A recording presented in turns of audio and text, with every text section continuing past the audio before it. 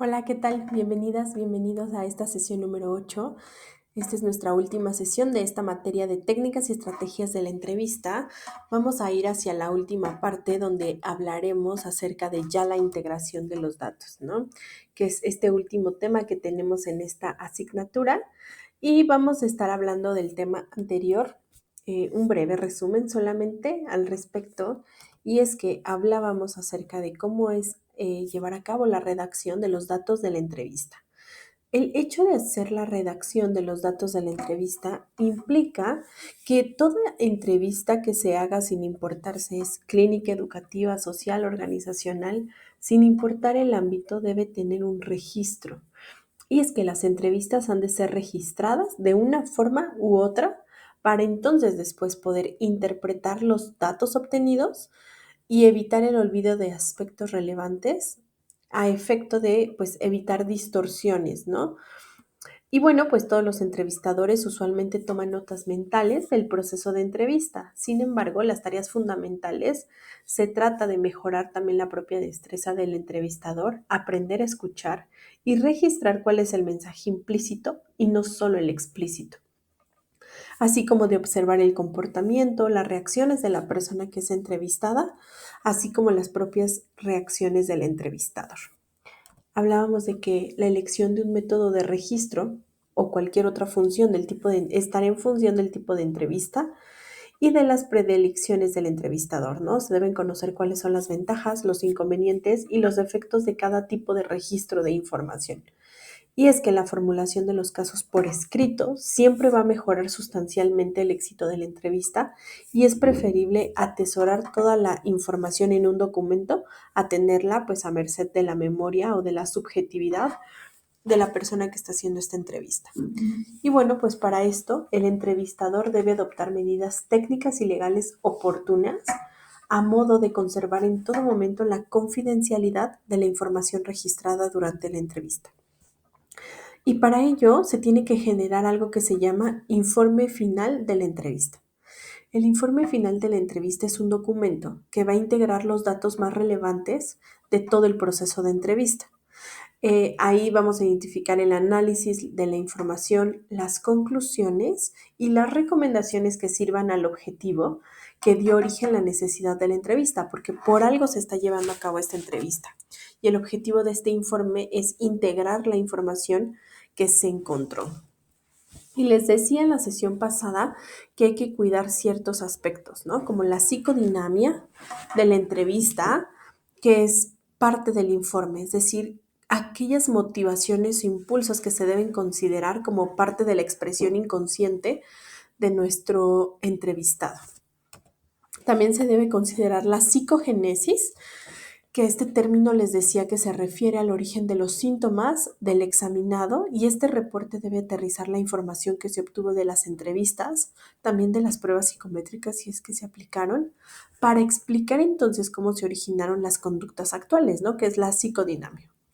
Entonces, estos términos hacen referencia a cuáles fueron las experiencias tempranas que hicieron proclive a la aparición del trastorno, si es que hay un trastorno. Y bueno, pues también se tienen que retomar factores genéticos y somáticos, ¿no? Además de experiencias tempranas que hayan sucedido. También tenemos que tomar en cuenta y notificar de cuáles van a ser las consecuencias en caso de no poner atención a la conducta actual y en caso de abordar o no el proceso de psicoterapia. Se tiene que identificar cuáles van a ser esas consecuencias de llevar o no llevar este proceso de una manera efectiva. Y bueno, pues vamos de llena al tema que tenemos que ver el día de hoy. Hoy vamos a hablar acerca de cómo vamos a hacer la integración de los datos. Ya recabamos la información, ya recopilamos los datos, ahora tenemos que integrarlos. Y en cada sector, ya sea sector clínico, educativo o en el sector organizacional, la integración de datos se va a llevar de forma distinta. En cada área se integran los datos de una manera distinta. Por ejemplo, vamos a ver cómo podemos integrar los datos en el ámbito clínico. Para ello, tenemos que generar algo que se llama historia clínica, que la historia clínica es un documento donde se recoge la información que procede de la práctica clínica relativa a un paciente y donde se mencionan todos los procesos a los que ha sido sometido ese paciente. Esta historia clínica es mucho más común en el ámbito médico, pero también en el ámbito clínico se utiliza bastante esta historia clínica. Es un documento donde que forma parte importante de la atención adecuada e integral del paciente. Es ese expediente que tenemos del paciente donde colocamos toda la información relevante. Entonces, pues para hacer este registro de la información, es importante la correcta administración y gestión de la historia clínica, ya que esto contribuye a mejorar la calidad en la atención de los pacientes. El hecho de, el hecho de hacer historias clínicas además ayuda a la recolección de datos para estudios de investigación, elaboración de estadísticas, incluso el hecho de elaborar la historia clínica sirve de enseñanza para estudiantes y profesionales. Y es que sí existe una relación directa entre la calidad de la atención prestada con la calidad de las historias clínicas, permitiendo el análisis retrospectivo del desempeño incluso de los profesionales. Y es que esta historia clínica lo que hace es que contribuye a esta base que nos va a ayudar a tomar decisiones médicas o clínicas en cuanto al diagnóstico y al tratamiento de ese paciente. Y sobre todo, una historia clínica permite la evaluación desde los diferentes problemas de salud, ¿no? No solamente se enfoque en uno, sino se enfoque en todos los posibles problemas de salud que pueda tener ese paciente. Sin embargo, la ausencia de datos en las historias clínicas es uno de los errores frecuentes. ¿Por qué? Porque muchas veces de nada sirve crear una historia clínica si está carente de información, si hay ausencia de datos que son relevantes. Por eso es que la entrevista clínica o la entrevista que se haga a este paciente o a este entrevistado debe ser lo más completa posible para que entonces la historia clínica que se genere sea una historia clínica que sea relevante. Este registro de la información en cuanto a la historia clínica tiene que ver con el hecho de prestar realmente atención a la información y garantizar una adecuada gestión. Y bueno, pues ¿para qué sirve la historia clínica y cómo se utiliza? Es importante mencionar que la historia clínica posibilita la atención médica basada en los datos que da el paciente.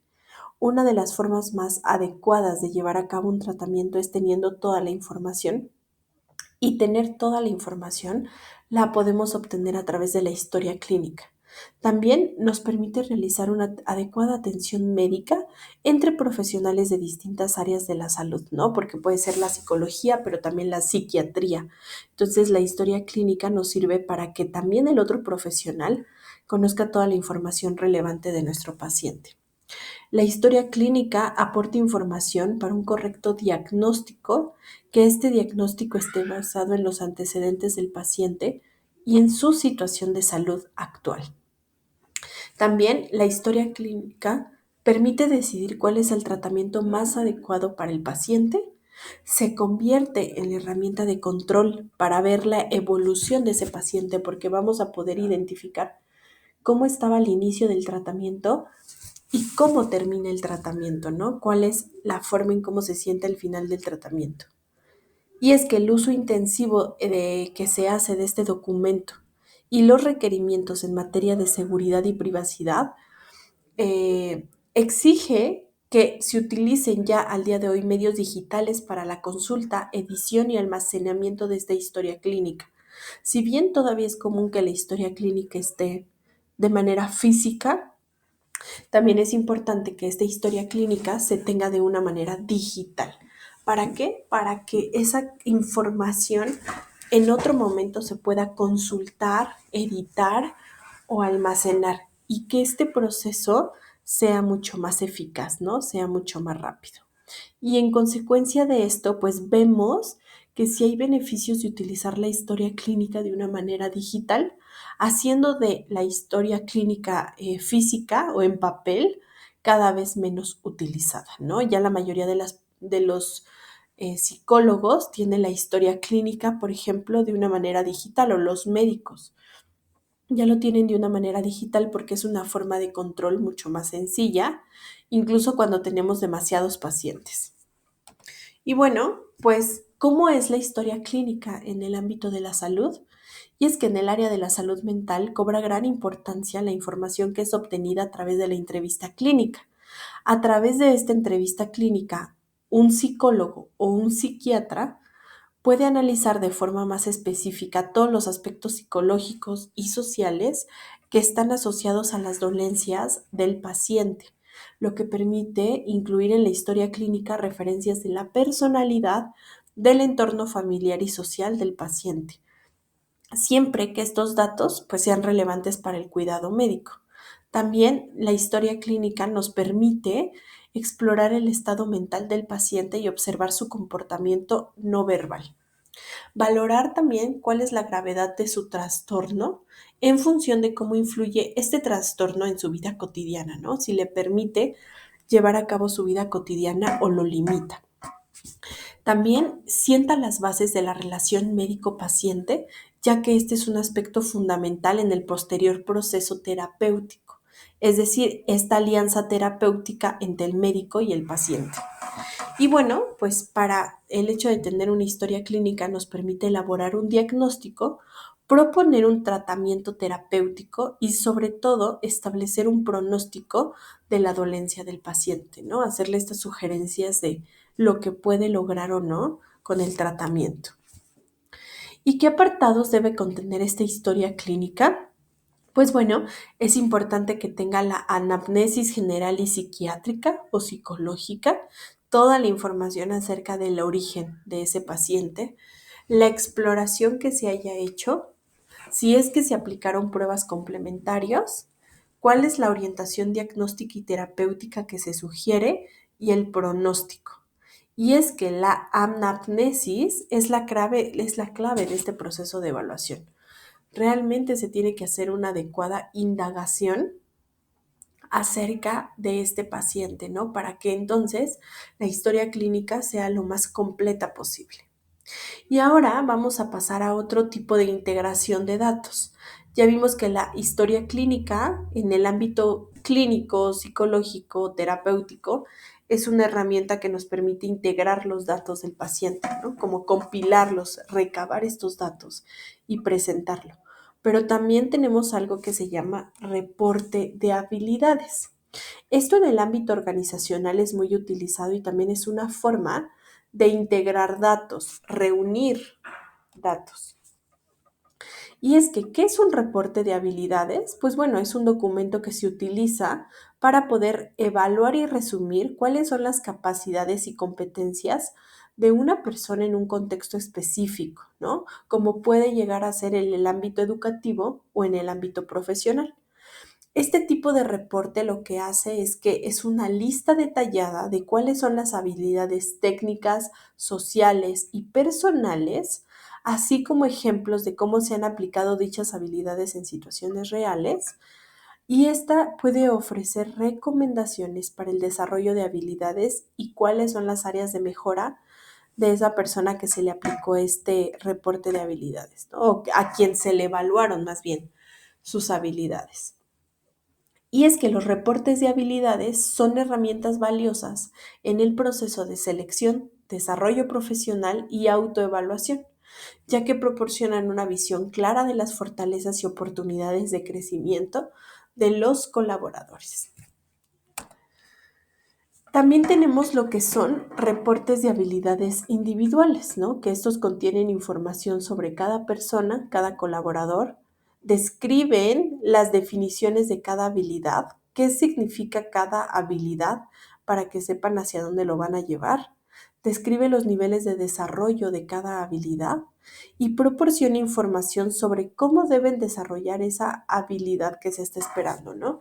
Si tal vez tiene un nivel muy básico de esa habilidad, describe de una manera muy puntual cómo desarrollarla. Y bueno, pues también existen lo que son el reporte de habilidades institucionales, que este reporte de habilidades institucionales describe las habilidades socioemocionales y los niveles de desarrollo. Incluye la distribución de los sustentantes de cada institución de acuerdo con su nivel de desarrollo, es decir, qué esperan que se logre. También contiene información sobre el nivel socioeconómico de los sustentantes, ¿no? De las personas que están siendo evaluadas. ¿Y para qué se usan estos reportes de habilidades? Pues en el ámbito educativo los podemos utilizar para evaluar el progreso de los estudiantes de cada habilidad en un curso, para celebrar el éxito de los estudiantes y también para proporcionar un apoyo adicional cuando sea necesario, identificar las áreas en las que están los colaboradores, los alumnos, y que estos pueden necesitar capacitación adicional o incluso tutorías. Y bueno, pues también este es uno de los ejemplos que podemos utilizar para un reporte de habilidades. Vamos a seleccionar cuáles son las habilidades que queremos evaluar, ¿no? Se tiene que identificar qué espero evaluar, qué quiero obtener. Entonces yo voy a elegir ciertas habilidades a evaluar, sobre todo esto se utiliza mucho en el ámbito educativo, ¿no? Por ejemplo, aquí en este ejemplo habla de gusto por la escuela, cooperación, perseverancia académica, metacognición y compromiso académico. Cada una de estas habilidades se tiene que definir qué significa para mi organización, para mi escuela, para mi institución, qué significa cada una de estas habilidades, porque tienen que ser claramente definidas. No lo podemos evaluar de una manera arbitraria. Tenemos que definir qué significa para mi institución gusto por la escuela. Y aquí en este ejemplo dice, pues se refiere a la percepción que tienen los estudiantes de su escuela y las actividades que se realizan en ellas. Tal vez para otro tipo de institución este concepto sea diferente. Gusto por la escuela sea de una manera distinta, pero bueno, eso lo va a definir cada institución o cada persona que esté llevando a cabo esta evaluación de las habilidades y que al final va a ser un reporte, comparando lo que se esperaba versus lo que se obtiene. También podemos elaborar un informe técnico individual. Un informe técnico individual es un informe dirigido especialmente a un orientador o a un psicólogo y que contiene información sobre cuáles son los resultados del evaluado y un apartado especial con sugerencias generales. Este informe proporciona un diagnóstico temprano de cuáles son las habilidades intelectuales que hay en esa persona para así poder prevenir problemas de aprendizaje y asegurar la cimentación de procesos cognitivos.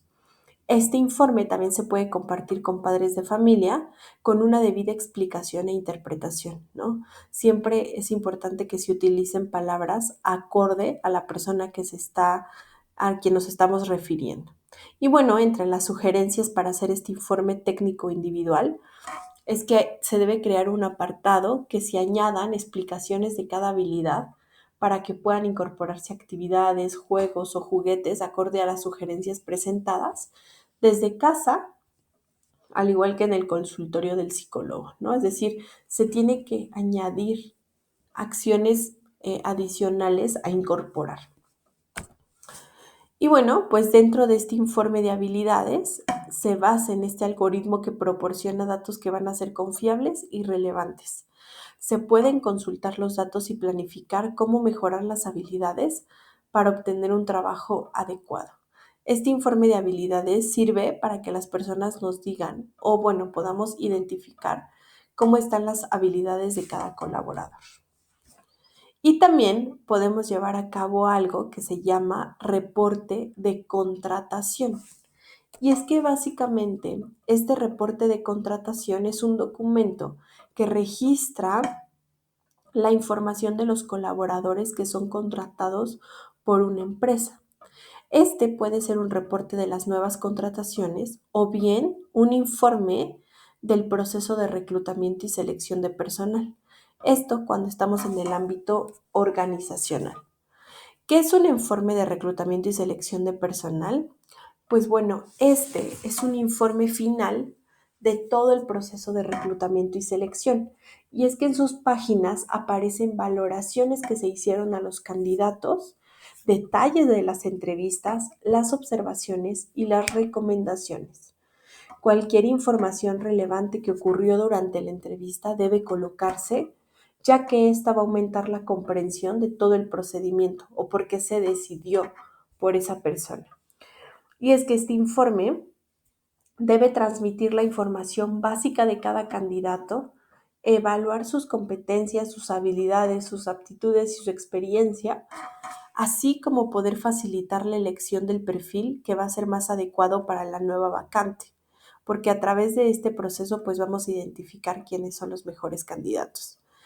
Este informe de reclutamiento y selección es la cristalización de los resultados de todo proceso con el fin de aumentar la comprensión del mismo, ¿no? Lo que se busca al hacer un reporte es hacer un resumen de lo que sucedió. También contiene las recomendaciones y anotaciones de los reclutadores, ya que son quienes han mantenido un contacto más estrecho con los candidatos, por lo que estos entrevistadores son quienes nos van a proporcionar información de valor sobre el proceso que se está realizando. ¿Y cuál es la importancia de elaborar un informe de reclutamiento y selección? Pues bueno, la importancia del informe de reclutamiento y selección de personal radica en su valor. ¿Por qué es importante? Porque al condensar o al unir tanta información, sí va a facilitar la toma de decisiones, ya que se puede evaluar por separado a cada candidato, establecer comparaciones y sobre todo descartarlos de una manera mucho más objetiva. Esto se efectúa sobre los resultados de las pruebas que se han superado con los datos que aparecen en el currículum o que hayan solicitado los reclutadores, información respecto a la formación, experiencia y conocimientos. Junto con esto, permite a los reclutadores optimizar futuros procesos. Tal cosa es gracias al uso de algo que se llama KPIs de recursos humanos, indicadores de recursos humanos, los cuales van a medir el rendimiento de las acciones realizadas y de los objetivos marcados. Vamos a ver qué tipos hay de informes de reclutamiento y selección. Sí existen varios tipos de informes de reclutamiento y selección y cada uno se centra en un aspecto concreto del proceso, lo que permite poder analizarlo con detalle. Por ejemplo, tenemos el informe de candidatos. El informe de candidatos es una relación de los perfiles disponibles. Aparecen de manera individualizada o también pueden aparecer de manera colectiva. Es posible observar diferentes datos como el resultado de las pruebas efectuadas, en qué fase fueron eliminadas ciertas competencias que poseen o las actitudes más destacadas, ya que este apoyo es clave a la hora de tomar decisiones difíciles. Por ejemplo, dos candidatos muy parecidos y ambos serían una buena elección para un puesto, sin embargo, solo puedo contratar a uno, lo que es necesario poder conocer a ambos a fondo para identificar a quién sí voy a contratar. Vamos a ver cómo se da este informe de los candidatos. Pues este informe de los candidatos es una relación de cuáles son los perfiles que se encuentran disponibles.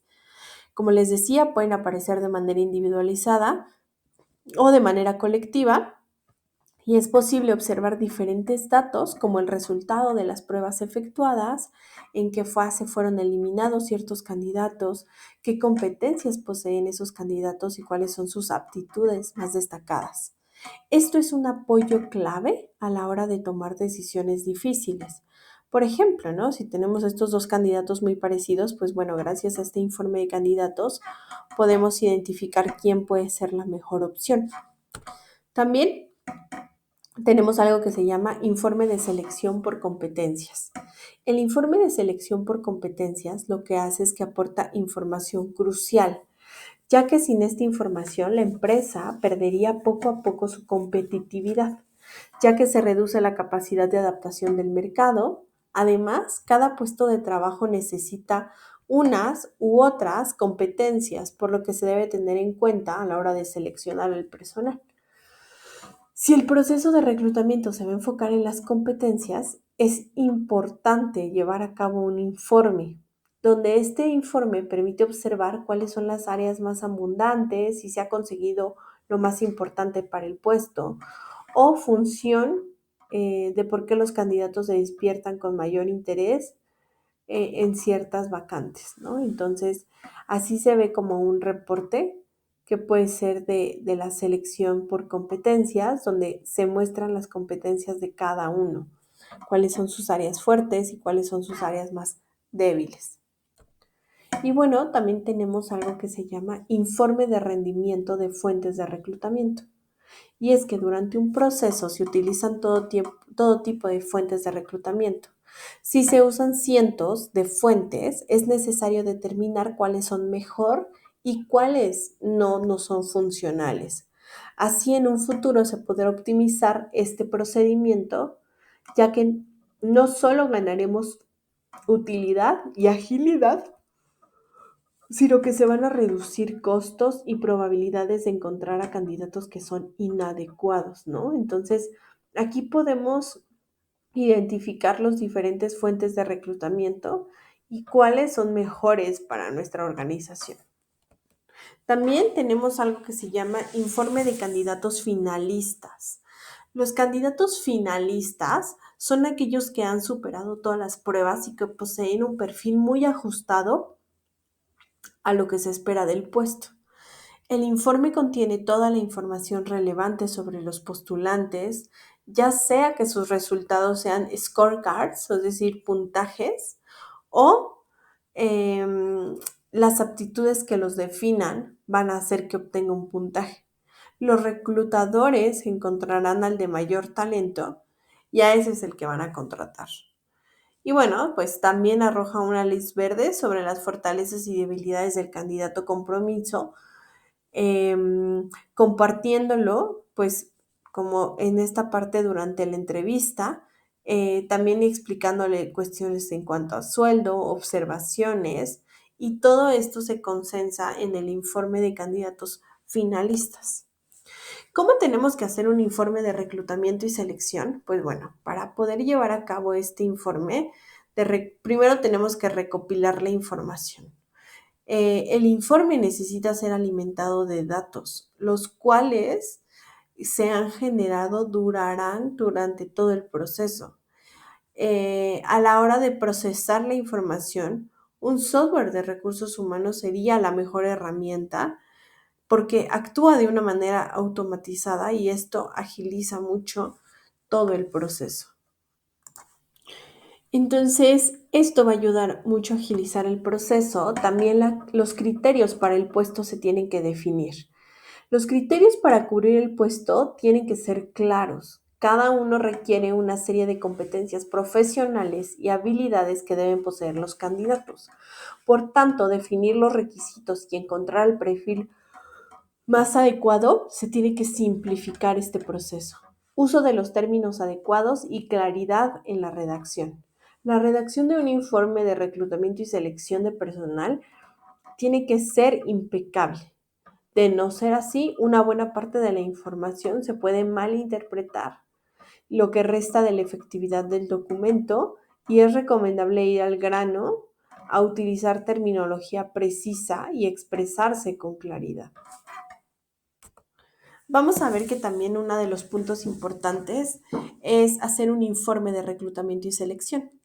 Tenemos que hacer la evaluación de los resultados del reclutamiento porque es importante efectuar una evaluación de los resultados del reclutamiento.